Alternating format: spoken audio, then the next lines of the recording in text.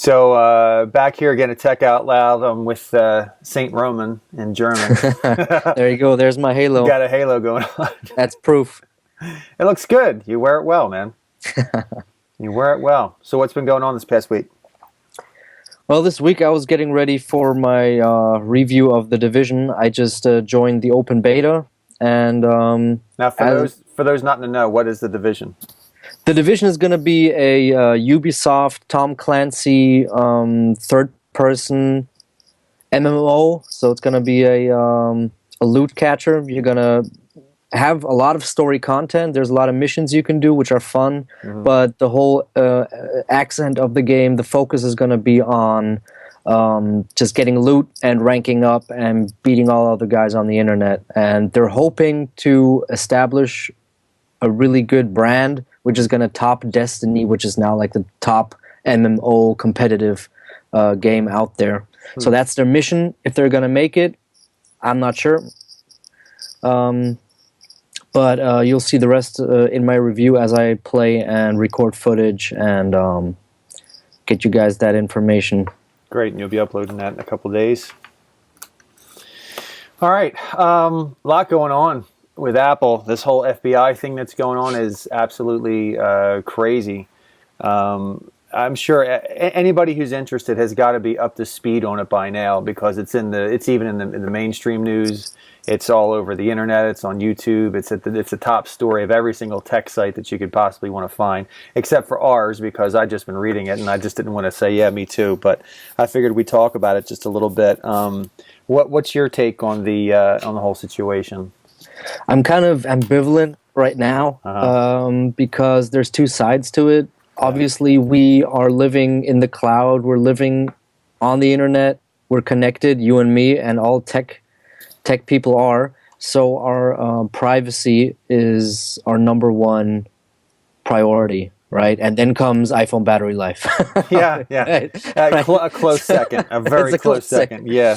So this is not an easy thing to talk about or to have a formed opinion on from myself personally, because there might be events in the future which are more pressing, right? So the thing, like, we have some hostages, there's a terrorist, and then it's going to be like an in-the-moment decision might arise for Apple or any other company to perform such a task, right? And those that don't comply might be demonized, will be demonized in the media, of course.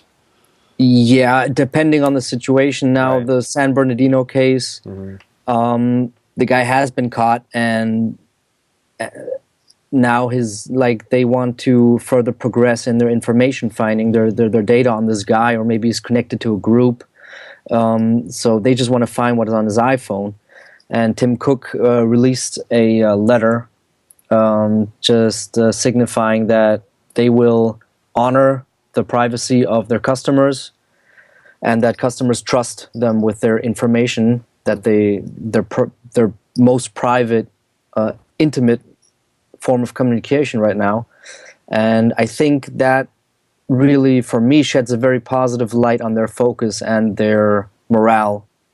On the other hand, they did say that they tried to help the FBI any way they could.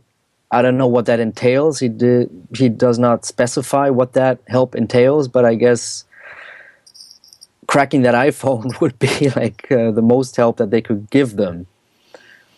Yeah, and then there's the issue that Tim Cook mentioned, that if you form a crack for one iPhone and give it to the government, even if they signify that they will not use it on any other full-fledged iPhone information grab in the future, you're not sure. Yeah, there's so many different converging issues along with this whole thing. It's really difficult to talk about with anyone who doesn't have an open mind to these things. And obviously, you and I are open to different types of discussion. And the whole privacy thing, the first thing that came to mind with me was that quote by Benjamin Franklin, that paraphrase where it's like, if those who are willing to sacrifice freedom for a little security don't deserve either. And I think that's right. And it's yeah. But when you have someone, people who died, you have a terrorist, you want to get into their iPhone. Especially being in America, I want to prosecute this guy, to the fullest extent. Of course, I think he's dead now, right? They killed the guy, right? Yeah. But they wanted to find out what they could from the iPhone. But it's just it's.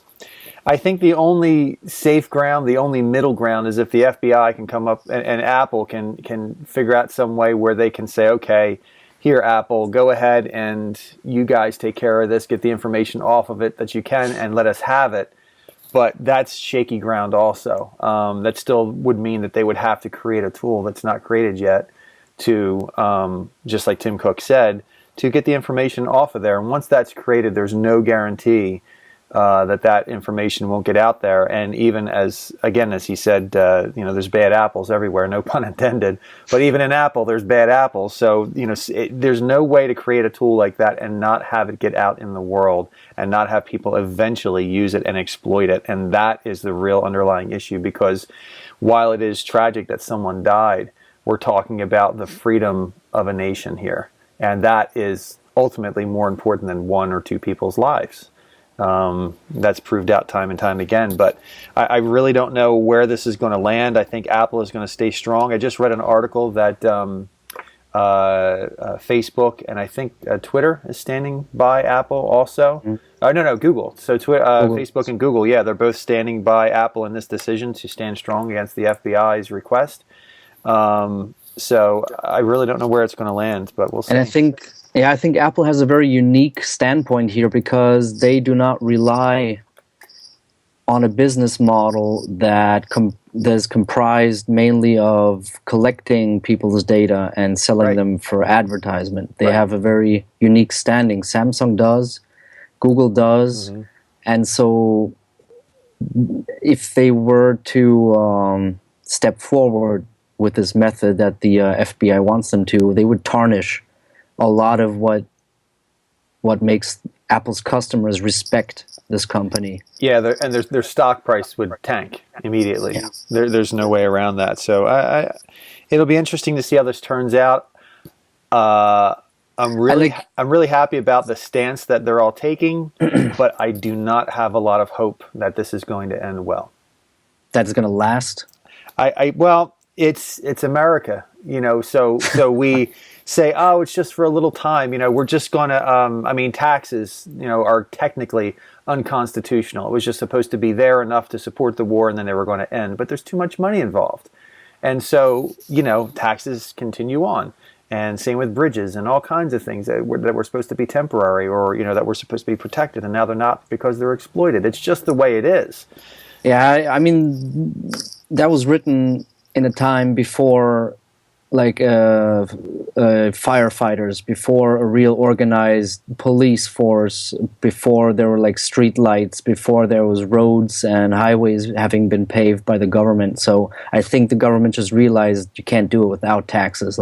All those government institutions have to be fueled by the common society. No doubt. Absolutely. And if there wasn't so much corruption in government, it would be a lot easier to swallow. And your taxes are way lower than ours. What we pay on fuel, we have 2/3 of our gallon, I suppose, is taxes. 2/3 of the price. Is everybody covered in healthcare there? Yeah, obviously. Not here.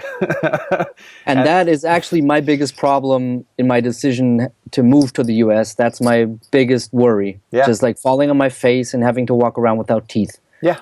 That's not absolutely. It's legitimate. And the problem, again, it's follow the money trail. Real health reform can happen without completely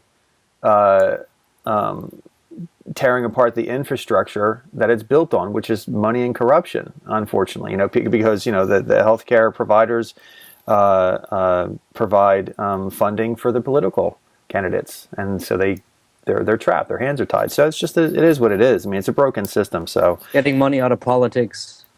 Yeah. Wolfpack.com. Yeah, I think that's a different podcast, actually. Yeah, but it'll be interesting. I did read though. I think yesterday that McAfee, the founder of the Yeah, antivirus did you see that? company, Wasn't that crazy? yeah, that was awesome. I love that guy anyway. Yeah, he's a He had nut. one of the, like, in the last years, his adventure of his life Yeah, was bizarre, very questionable, but definitely 100% very entertaining. So it's like him blogging. He's on the run from the Belizean government in yeah. the forest, blogging on his like satellite laptop. Those are some of the best like entertainment bits, better than any movie because it's real and it's happening right now. He's like, I'm blogging from here. My girlfriend, I don't know what she has. We're hungry. Like we're running through the woods. It's great. It's a superhero.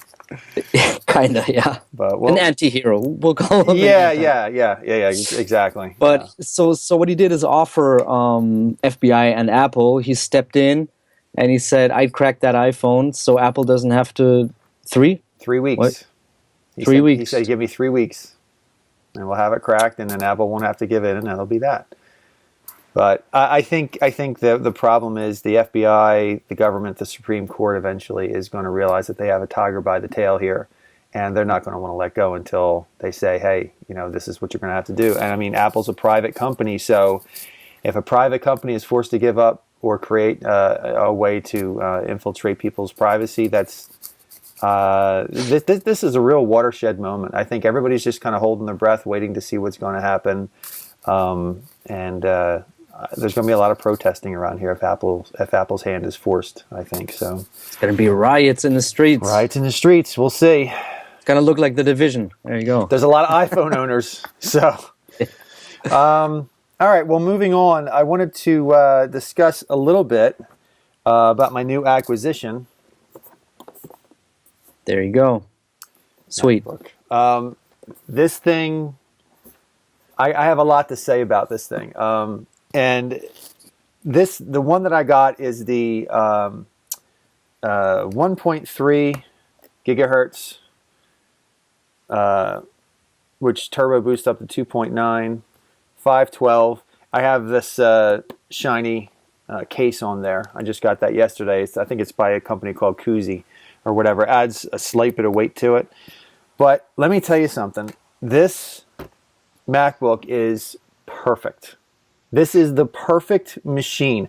It has been a long time. I think most of the internet, most of YouTube that have been complaining about it, talking about battery life and underpowered and so forth, they just don't get it. And I suspected that was the case. I didn't know. I figured, well, when I get it in my hands and I'll put it through its paces, I've had it for the past week, and I'll see what it does for me. It has been a long time since I felt this way about an Apple product. Not to the degree of the iPhone when it came out, because that was life changing, literally for me. I mean, it changed my business. But when this thing came out, I thought, I think that's going to fit the bill. And when I started using it, as I said on the last podcast, this thing is an upgrade from a tablet. It shouldn't be considered a downgrade from a laptop. And if you don't need all that power, then like as far as Photoshop or Aperture or Lightroom or whatever, or video, doing things on Final Cut Pro, if you don't need that power, it's really not an issue. It's powerful enough and portable enough for my needs, and it's fantastic. The keys on here are amazing. They're, as you know, like really, really shallow, but I've gotten used to it. I didn't, when I tried it out in the store, I thought, it's a little not enough throw on there. But the more I played around with it, I actually prefer this more than a traditional laptop MacBook keyboard, and which actually feels a little bit wobbly to me right now. But they're really stable. They have a nice click to them. And I tell you, the trackpad, this is the same in all the trackpads now for MacBook Pros. The trackpad has ruined me for any other trackpads on the market by any other computer. It is the best trackpad, bar none. Even putting aside the gestures and everything, just the feel of it and how it clicks, it's just great. Battery life has been fantastic. I've been getting 8-9 hours as advertised. I mentioned again last podcast that as long as you don't use Chrome, you're okay with it because Chrome kills the battery. But I'm using all things that are optimized for this, and I use right now I have 1, 2, 3, 4, 5 spaces on here. Everything that I normally use is open. Email, Twitter, messages, photos, iTunes, Safari, and it all works seamlessly. I switch back and forth between them all. They all work seamlessly. Nothing is hanging up on me. There's no, spinning beach balls of death or anything. So I love this machine. The portability of it really just throws everything over the top.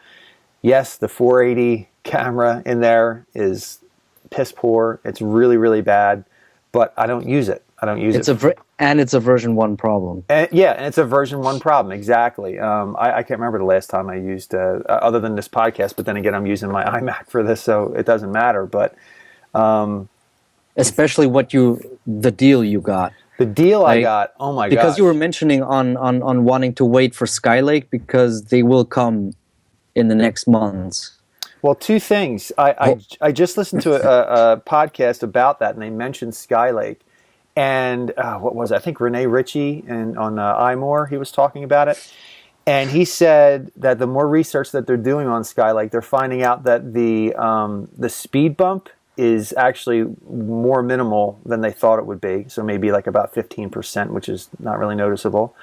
Battery life is not as a big of a hit. So, and also that they may be having a few problems with the Skylake processors. Now, of course, that'll be fixed before it gets put out there. But I'm starting to feel a lot better about this purchase. Yeah, especially you mentioned the deal that I got. This machine, after taxes, is $1,871.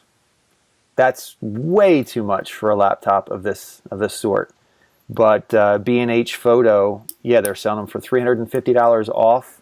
And because it's shipped from New York and I'm in New Jersey, there was no sales tax.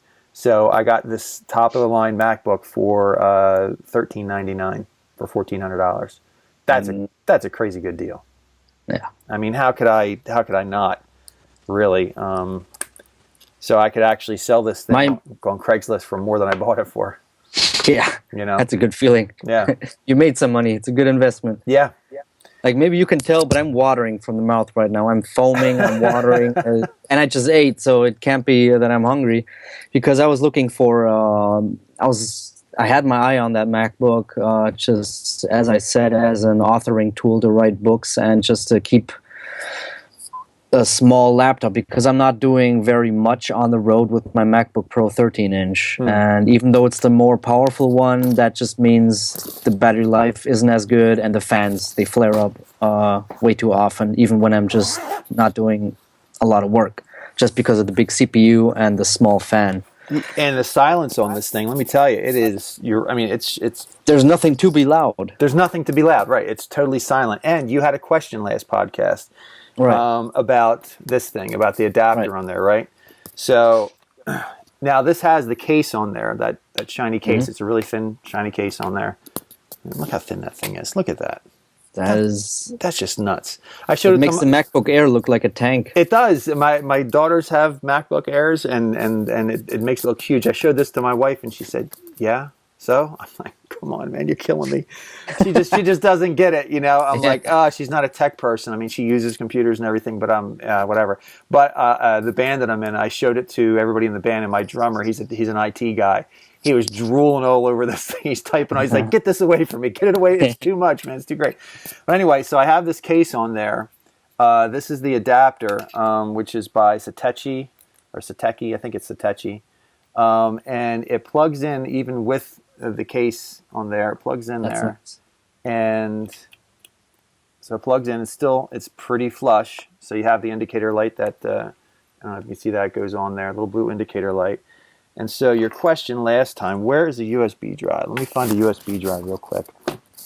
Your question was whether or not that adapter would come out easily if you pull a USB drive out of it. And here is sort of another adapter that I have.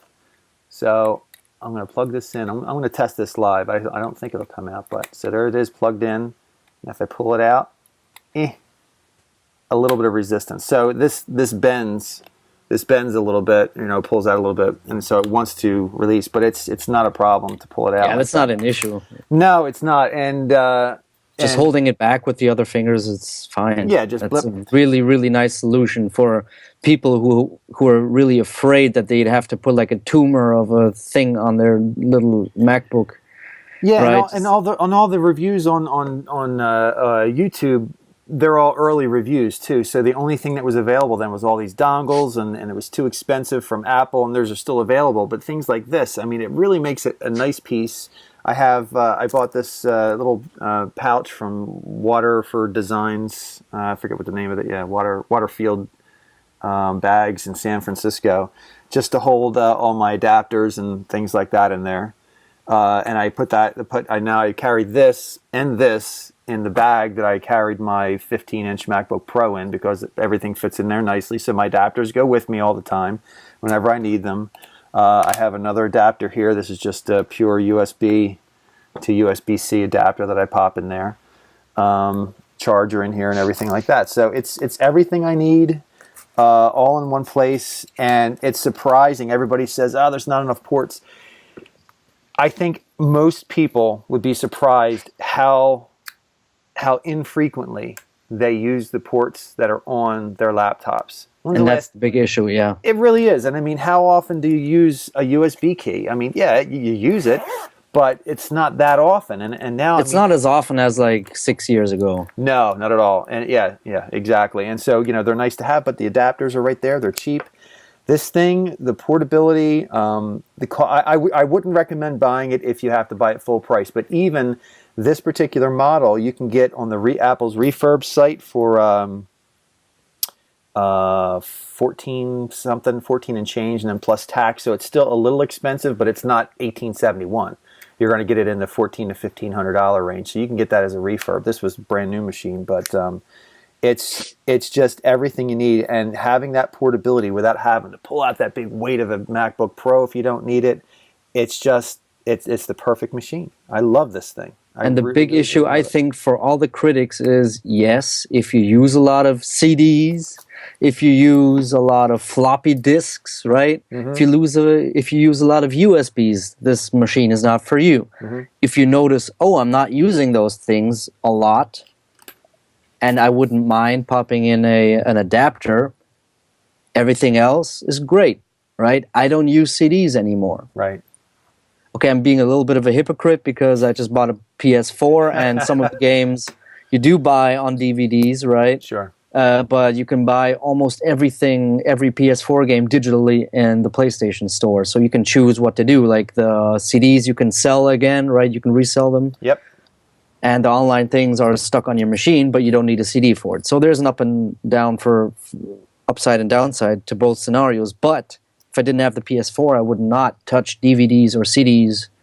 Like, for the life of me, there is no reason for myself. And that's just reality. And the one thing that drives me nuts in the reviews that I see is people saying that, well, this thing can't handle Photoshop. It chokes on Final Cut Pro. That's like complaining that your iPhone can't do that. It's not meant for it. And it actually can. There's iMovie on the iPhone. Well, yeah. Well, and you can use it because I've opened them both and I've used it on here. What I found out through research and experience, so it turbos up to 2.9, which is very respectable, but it's not a sustained 2.9. There's a gentleman on YouTube called Linus Tech Talks, or Linus Tech Tips, I think.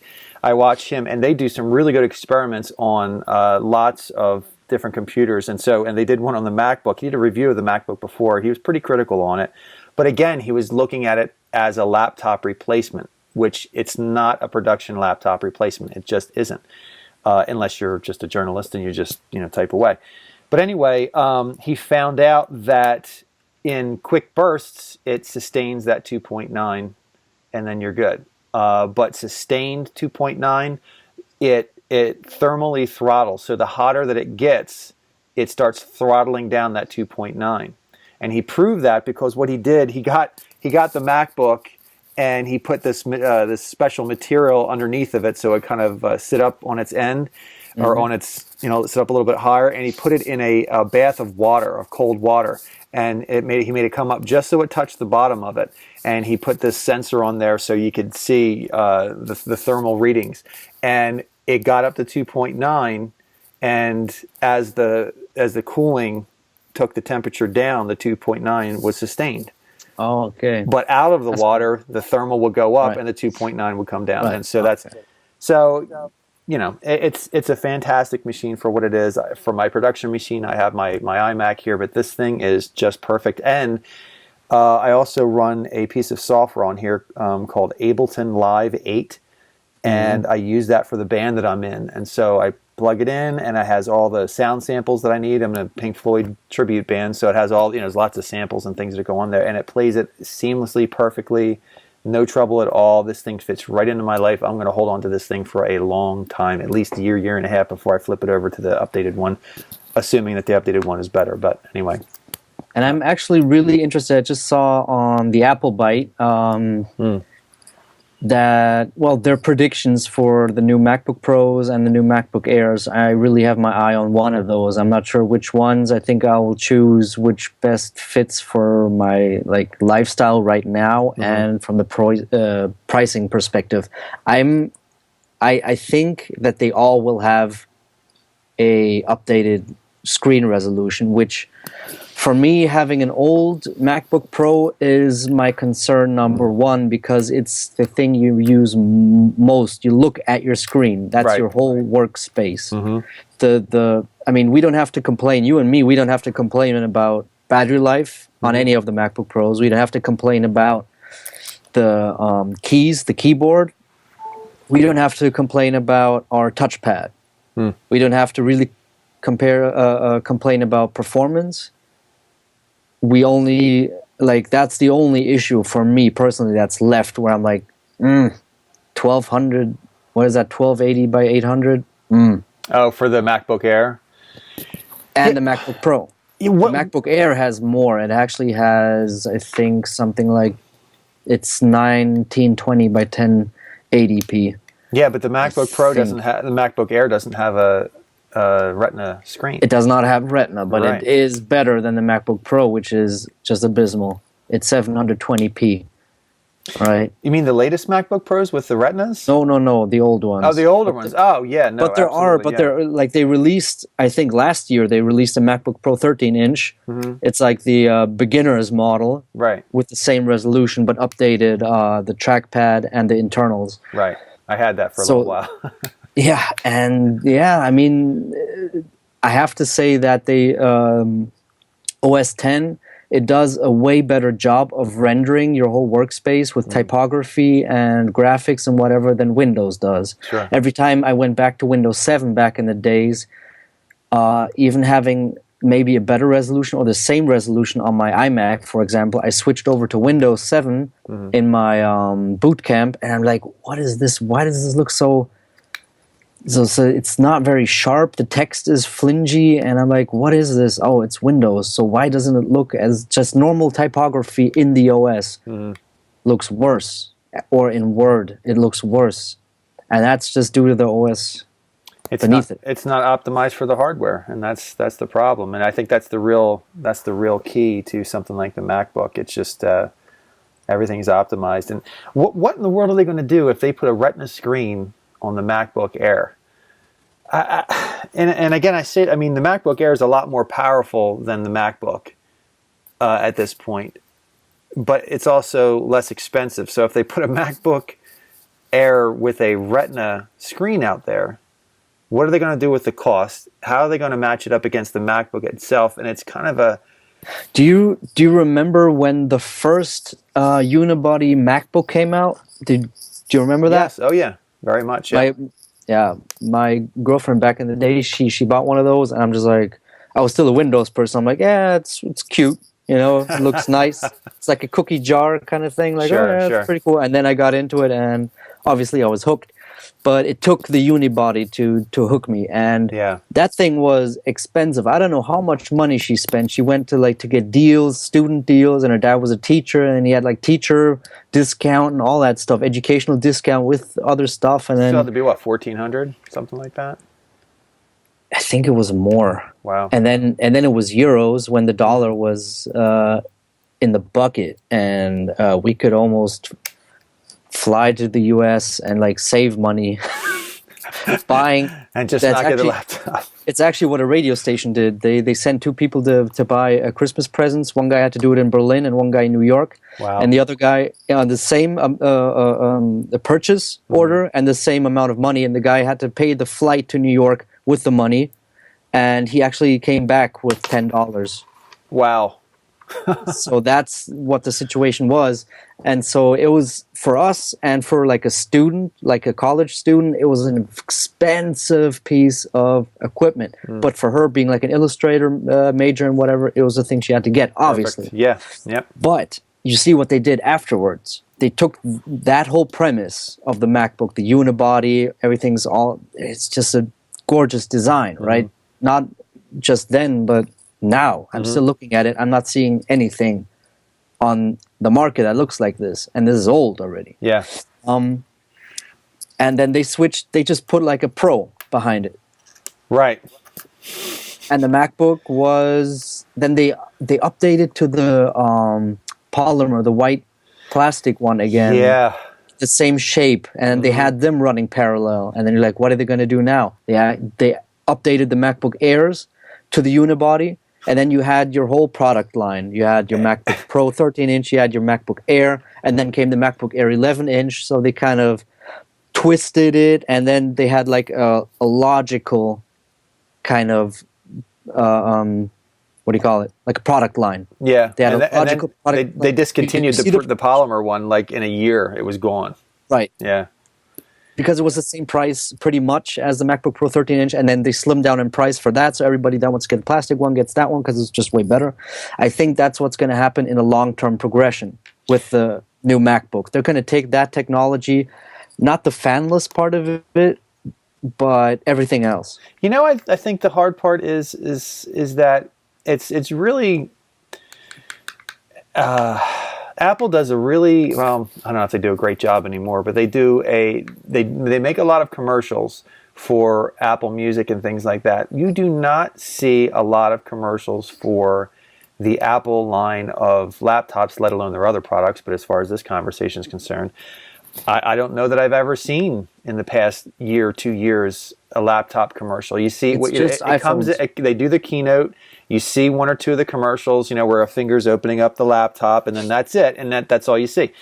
If they would get on the media and sell the MacBook for what it is, the portability, the convenience of it, there's just so much to like about this machine. But as a production machine, it doesn't make sense as much as the MacBook Air does, even though it doesn't have much of a screen. They could really sell on that. And then if you want the MacBook Pro, if they just got out there and explained it to people, I think people would, even people in the tech world would stop trying to compare the MacBook against the MacBook Pro and say, oh, this thing sucks, it doesn't do this. Well, it's not supposed to.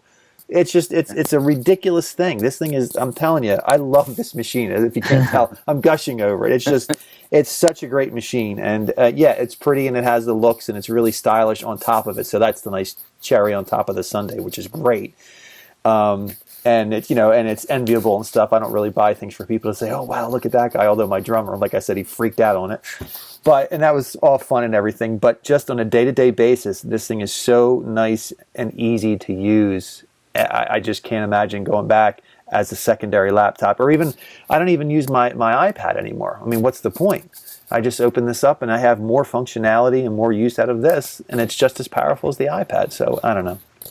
I think actually doing the iPad and the iOS was supposed to be doing easy tasks more quickly.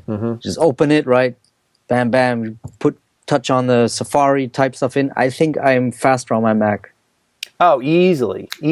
I think the iPad is more fun, or at least it was for a while. I mean, it was great to use your finger and say, "Wow, I'm flipping through my music and I'm doing this, and now I'm multitasking and I can make things bigger and smaller and pinch it."